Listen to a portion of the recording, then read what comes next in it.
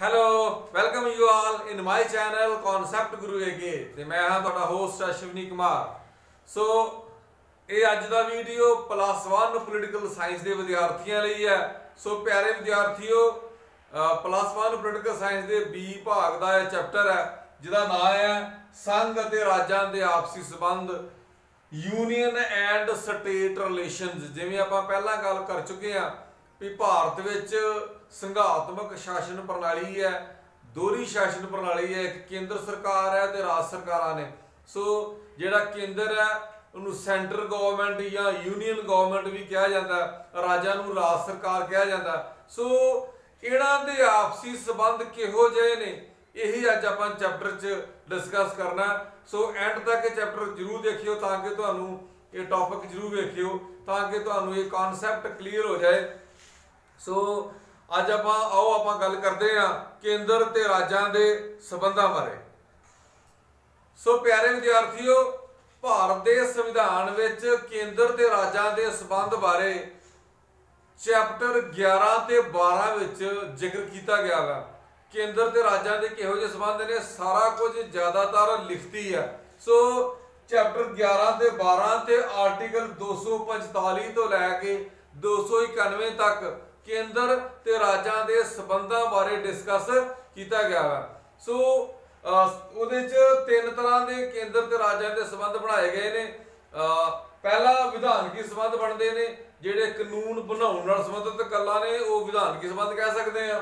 दूजा प्रशासनिक कानूनां नूं लागू करवाउण दे संबंध च जिहड़ियां गल्लां ने उहनां नूं प्रशासनिक संबंध कहा जाता है। ते वित्ती संबंध वो संबंध ने जिहड़े धन नाल संबंधित मसले ने जिहड़े वो राज्यां दे ते केंद्र दे किवें हल कीते जांदे ने उहदे बारे गल कीती है। अज दे इस वीडियो च आपां विधानकी संबंध ते प्रशासनिक संबंधां बारे गल करांगे, वित्ती संबंधां बारे नैक्सट वीडियो च गल करांगे। सो प्यारे विद्यार्थियों, आपां विधानकी संबंधां दी गल करांगे। केंद्र ते राज्यां दे विधानकी संबंध की ने ते ये कानून बनाउण संबंधित किहो जिहे अधिकार ने उहदी गल करांगे। उस तो पहलां तुहानूं मैं दिखाउणा चाहना वा भी तुसीं अपने घर बैठे मोबाइल ते किदां आराम नाल देख सकदे हो ते ताकि तुहानूं लिखिआ भी पढ़िआ जाए ते फोटो भी क्लीयर आए। आम तौर ते विद्यार्थी जिहड़े ने इदां वीडियो देखदे ने। सो इदां देखण दी बजाए तुहानूं ये चाहीदा इस ढंग नाल देखना ताकि फोटो जिहड़ी है वो तुहानूं बिल्कुल क्लीयर दिखाई देवे ते जिहड़ा मैटर लिखिआ वा वो भी पढ़िआ जा सके। सो इस गल ते थोड़ा जिहा ध्यान देना भी तुसीं वीडियोज़ जिहड़ियां ने इदां नहीं वेखणियां, लंबे रोक चौड़े रोक करके तुसीं अपना मोबाइल रखोगे तो तुसीं आराम नाल देख भी पाओगे ते समझ भी पाओगे। Thank you. सो नैक्सट आपां जिहड़ी गल करनी है विधानकी संबंधां दी, इहदे विच जिहड़े विधानकी संबंध ने उहदे च 7वीं अनुसूची च तुहानूं सारिਆਂ ਨੂੰ पता वा साडे संविधान विच 12 अनुसूचियां ने संविधान च शामिल ने। सो उन्हां दे विच 7वीं जिहड़ी अनुसूची है 7th शेड्यूल उहदे विच विधानकी संबंधां बारे गल कीती गई है। सो की संबंध ने 3 अनुसूचियां दित्तियां गईयां ने, 3 लिस्टां दित्तियां गईयां ने। किहड़ी लिस्ट है? संघी सूची है, राज सूची है, समवर्ती सूची है, यूनियन लिस्ट, स्टेट लिस्ट ते जिहड़ी कॉन्करेंट लिस्ट है। सो जिहड़ी यूनियन लिस्ट है संघी सूची है उहदे च पहलां जदों संविधान बनन समय 97 विषय सी, अजकल उहदे च 98 विषय ने। सो 98 विषय ने हुण साडे संविधान दी संघी सूची विच। सो उहदे च की किहड़े विषयां ते केंद्र सरकार कानून बनाएगी जां संसद कानून बनाएगी उन्हां बारे जिक्र है। रखिया नाल संबंधित जिहड़े कानून ने, सिक्के नाल पैसे नाल संबंधित जिहड़े कानून ने, नोट प्रिंट करने ने, जिवें तुहानूं पता ही है मोदी साहब ने 2016 च डीमोनेटाइजेशन की सी, 500 ते 1000 का नोट बंद कर दिता सी ते फिर दोबारा 2000 का ते 500 का नोट जारी करता सी क्योंकि केंद्र सरकार कोल, संसद कोल, संघी संसद कोल सिक्के की पावर है। सो उहदे च रखिया भी है, सिक्का भी है। नागरिकता पिछे जी केंद्र सरकार ने कानून बनाया सी नागरिकता नाल संबंधित, NRC कानून सी, CA बनाया सीगा। सो ये क्योंकि केंद्र कोल, संसद कोल नागरिकता का कानून हैगा, उहदे कोल शक्ति है नागरिकता ते कानून बनाउण दी।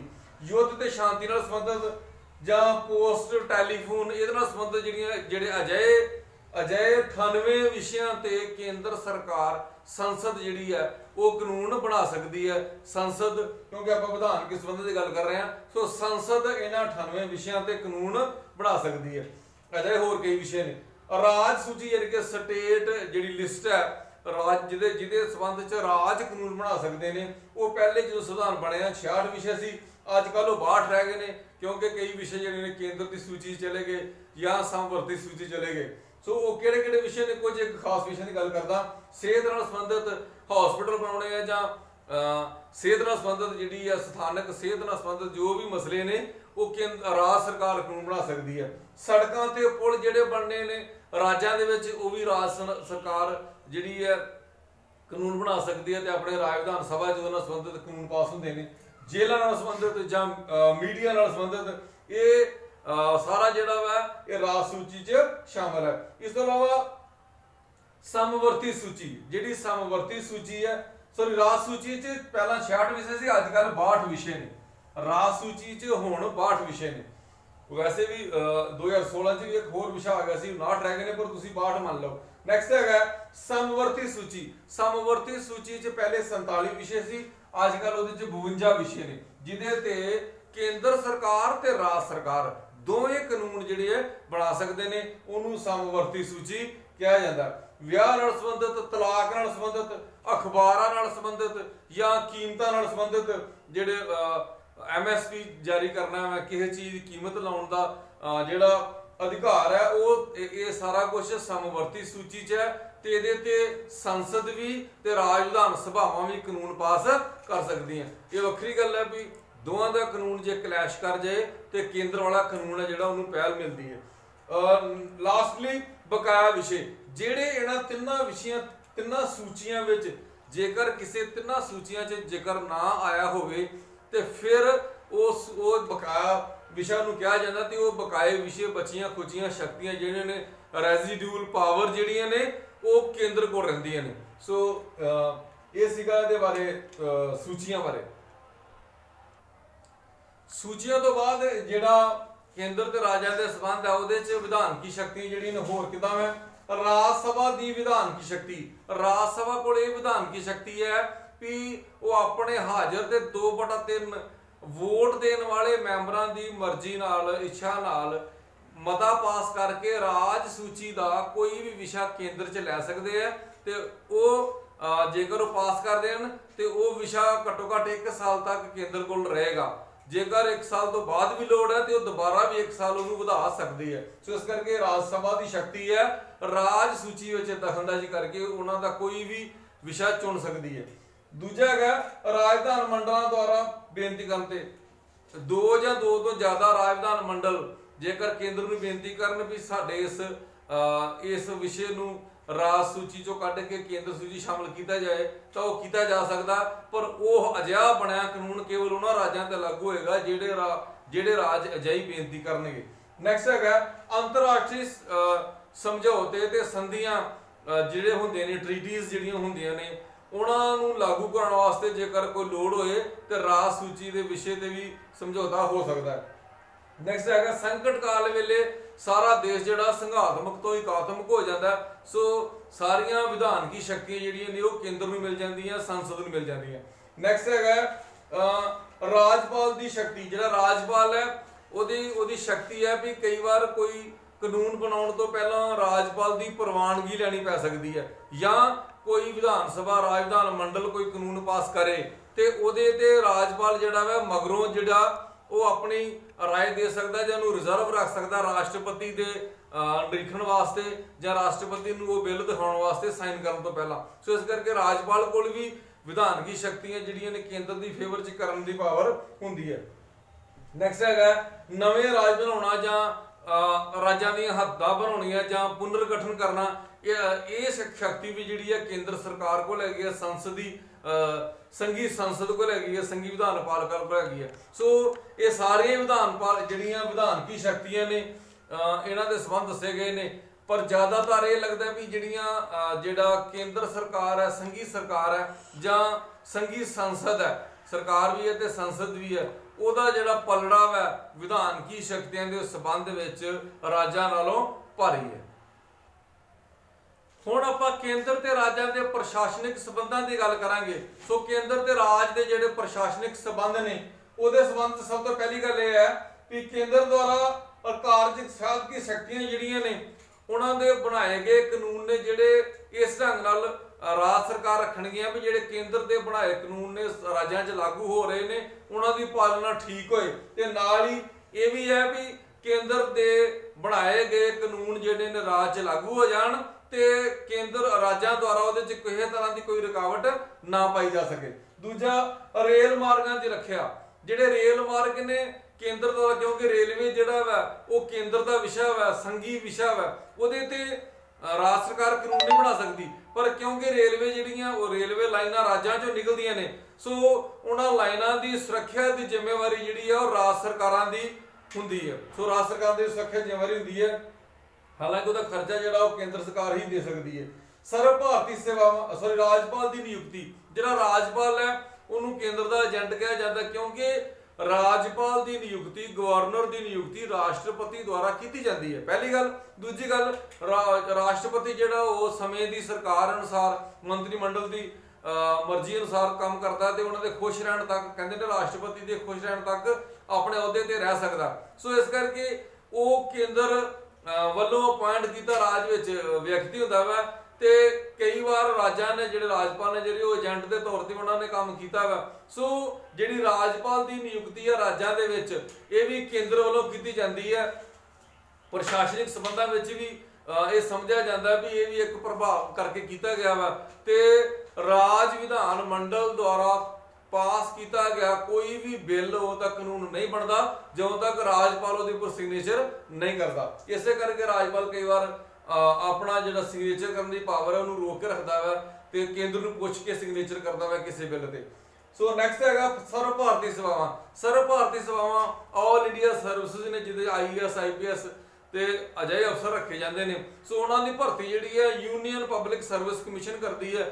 ਸੋ ਉਹਦੇ ਵਿੱਚ ਵੀ ਕੇਂਦਰ ਸਰਕਾਰ ਹੈ ਜਿਹੜੀ ਉਹਦਾ ਪ੍ਰਭਾਵ ਰਹਿੰਦਾ ਵਾ, ਕਿਉਂਕਿ ਇਹਨਾਂ ਦੀ ਨਿਯੁਕਤੀ ਆ ਉਹਨਾਂ ਨੂੰ ਹਟਾਉਣ ਦਾ ਢੰਗ ਹੈ ਜਿਹੜਾ ਇਹ ਸਾਰਾ ਕੁਝ ਜਿਹੜਾ ਉਹ ਕੇਂਦਰ ਰਾਹੀਂ ਕੀਤਾ ਜਾਂਦਾ ਵਾ। ਸੋ ਇਸ ਕਰਕੇ ਸਰਵ ਭਾਰਤੀ ਸੇਵਾਵਾਂ ਦੀ ਅਪਾਇੰਟਮੈਂਟ, ਜਿਵੇਂ ਹਰੇਕ ਜ਼ਿਲ੍ਹੇ ਵਿੱਚ ਡਿਪਟੀ ਕਮਿਸ਼ਨਰ ਹੈ, SSP ਹੈ, ਇਹਨਾਂ ਦਾ IAS ਕੇਡਰ ਹੈ ਤੇ ਉਹੀ ਕੇਡਰ ਰਾਹੀਂ ਕੇਂਦਰ ਰਾਹੀਂ ਅਪਾਇੰਟ ਹੁੰਦੇ ਨੇ ਤੇ ਇਹ ਜ਼ਿਆਦਾਤਰ ਜ਼ਿੰਮੇਵਾਰ ਵੀ ਕੇਂਦਰ ਹੁੰਦੇ ਨੇ। ਭਾਵੇਂ ਰਾਜ ਸਰਕਾਰਾਂ ਉਹਨਾਂ ਦੀ ਬਦਲੀ ਕਰ ਸਕਦੀਆਂ ਨੇ ਪਰ ਉਹਨਾਂ ਨੂੰ ਹਟਾਉਣ ਦੀ ਪਾਵਰ ਕੇਂਦਰ ਕੋਲ ਹੀ ਹੁੰਦੀ ਹੈ। ਨੈਕਸਟ ਹੈ ਸੰਚਾਰ ਸਾਧਨ। ਸੋ ਜਿਹੜੀ ਕੇਂਦਰ ਸਰਕਾਰ ਹੈ ਉਹ ਪ੍ਰਸ਼ਾਸਨਿਕ ਸੰਬੰਧਾਂ 'ਚ ਜੇਕਰ ਉਹਨੂੰ ਲੋੜ ਪਵੇ ਤੇ ਜਿਹੜੇ ਰਾਸ਼ਟਰੀ ਤੇ ਸੈਨਿਕ ਦ੍ਰਿਸ਼ਟੀ ਤੋਂ ਮਹੱਤਵਪੂਰਨ ਸੰਚਾਰ ਸਾਧਨ ਨੇ ਉਹਨਾਂ ਦੀ ਉਸਾਰੀ ਨਿਰਮਾਣ ਦਾ ਦੀ ਸ਼ਕਤੀ ਜਿਹੜੀ ਹੈ ਉਹ ਕੇਂਦਰ ਕੋਲ ਰਹਿੰਦੀ ਹੈ ਤੇ ਉਹ ਰਾਜ ਸਰਕਾਰਾਂ ਨੂੰ ਕਹਿ ਸਕਦੀ ਹੈ ਹਾਂ ਉਹਦਾ ਖਰਚਾ ਜਿਹੜੀ ਹੈ ਉਹ ਜ਼ਰੂਰ ਕੇਂਦਰ ਸਰਕਾਰ ਬੀਅਰ ਕਰਦੀ ਹੈ, ਪੂਰਾ ਕਰਦੀ ਹੈ। ਪਰ ਸੰਚਾਰ ਸਾਧਨਾਂ ਤੇ ਵੀ ਜਿਹੜਾ ਵਾ ਉਹ ਰਾਜ ਸਰਕਾਰ ਨੂੰ ਕੰਮ ਕਰਨਾ ਪੈਂਦਾ ਕੇਂਦਰ ਦੀ ਇੱਛਾ ਅਨੁਸਾਰ। ਪ੍ਰਸ਼ਾਸਕੀ ਸੰਬੰਧਾਂ 'ਚ ਅਗਲੀ ਗੱਲ ਜਿਹੜੀ ਆ ਰਾਸ਼ਟਰੀ ਸੰਕਟ ਕਾਲ ਸਮੇਂ ਕੇਂਦਰ ਦਾ ਪ੍ਰਭਾਵ। ਤੁਹਾਨੂੰ ਸਾਰਿਆਂ ਨੂੰ ਪਤਾ ਵੀ ਰਾਸ਼ਟਰੀ ਸੰਕਟ ਕਾਲ ਜਿਹੜਾ ਧਾਰਾ 352 ਅਧੀਨ ਰਾਸ਼ਟਰਪਤੀ ਲਗਾਉਂਦਾ ਰਾਜਾਂ ਵਿੱਚ, ਤੇ ਜਦੋਂ ਰਾਸ਼ਟਰੀ ਸੰਕਟ ਲੱਗਾ ਹੋਏ ਤੇ ਕੇਂਦਰ ਜਿਹੜਾ ਵਾ ਉਹ ਰਾਜਾਂ ਨੂੰ ਨਿਰਦੇਸ਼ ਦੇ ਸਕਦਾ ਕਿ ਇਸ ਢੰਗ ਨਾਲ ਆਪਣੇ ਪ੍ਰਸ਼ਾਸਨਿਕ ਕੰਮ ਚਲਾਓ ਵੀ ਜਿਹਦੇ ਨਾਲ ਰਾਸ਼ਟਰੀ ਸੰਕਟ ਕਾਲ ਜਿਹੜਾ ਉਹਦੀ ਪਾਲਣਾ ਕੀਤੀ ਜਾ ਸਕੇ ਤੇ ਦੇਸ਼ ਜਿਹੜਾ ਉਹ ਉਸੇ ਢੰਗ ਨਾਲ ਚੱਲ ਸਕੇ ਜਿਵੇਂ ਕੇਂਦਰ ਸਰਕਾਰ ਦਿਸ਼ਾ ਨਿਰਦੇਸ਼ ਜਾਰੀ ਕਰਦੀ ਹੈ।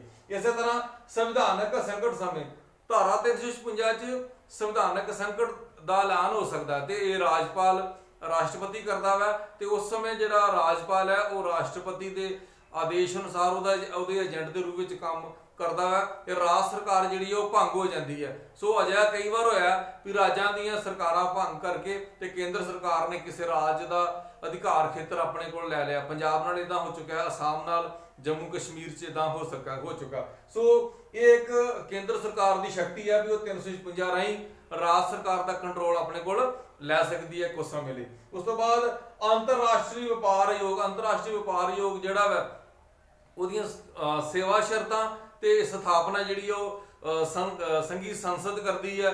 ਸੋ ਉਹ ਕੇਂਦਰ ਸਰਕਾਰ ਕੋਲ ਇਹ ਵੀ ਪਾਵਰ ਆ ਜਾਂਦੀ ਹੈ। ਇਸ ਤੋਂ ਬਾਅਦ ਅੰਤਰਰਾਜੀ ਪਾਣੀਆਂ ਦੇ ਝਗੜੇ, ਜਿਹੜੇ ਪਾਣੀ ਦੇ ਝਗੜੇ ਨੇ, ਕੁਝ ਜੇਕਰ ਕੋਈ नहर है, कोई दरिया है, एक राज तो दूजे राज 'ਚ ਜਾਂਦਾ ਹੈ ਤੇ ਇਹਨਾਂ ਦਾ ਸੰਬੰਧ ਜਿਹੜੇ ਪੈਦਾ ਹੋਏ ਝਗੜੇ ਨੇ ਜਿਹੜੇ ਉਹ ਵੀ ਕੇਂਦਰ ਸਰਕਾਰ ਦੀ ਇੱਛਾ ਅਨੁਸਾਰ ਉਹਦੇ ਹੱਲ ਹੁੰਦੇ ਨੇ ਜਾਂ ਉਹਦੇ ਵਿੱਚ ਕੇਂਦਰ ਸਰਕਾਰ ਦਖਲਅੰਦਾਜ਼ੀ ਕਰਕੇ ਤੇ ਉਹ ਹੱਲ ਕਰਦੀ ਹੈ ਅੰਤਰਰਾਜੀ ਝਗੜੇ। ਜਿਵੇਂ SYL ਦਾ ਝਗੜਾ ਹੋਇਆ, ਸਾਥੀ ਯਮਨਾ ਲਿੰਕ ਨਹਿਰ ਦਾ ਝਗੜਾ ਹੋਇਆ, ਕਾਵੇਰੀ ਵਿਵਾਦ ਹੈ ਤਾਮਿਲਨਾਡੂ ਕਰਨਾਟਕਾ ਵਗੈਰਾ ਰਾਜਾਂ 'ਚ। ਸੋ ਇਹ ਜਿਹੜੇ ਝਗੜੇ ਜਿਹੜੀਆਂ ਅੰਤਰਰਾਜੀ ਪਾਣੀਆਂ ਦੇ ਝਗੜੇ ਨੇ ਇਹਦੇ ਵਿੱਚ ਵੀ ਕੇਂਦਰ ਦੀ ਜਿਹੜੀ ਆ ਚੜ੍ਹਤ ਹੈਗੀ ਆ, ਭਾਵ ਕੇਂਦਰ ਇਹਨਾਂ ਮਸਲਿਆਂ ਨੂੰ ਬੈਠ ਕੇ ਜਾਂ ਕਾਨੂੰਨ ਰਾਹੀਂ ਹੱਲ ਕਰਾਉਣ ਦੀ ਕੋਸ਼ਿਸ਼ ਕਰਦਾ ਵਾ, ਟ੍ਰਿਬਿਊਨਲ ਕਾਇਮ ਕਰਦਾ ਵਾ।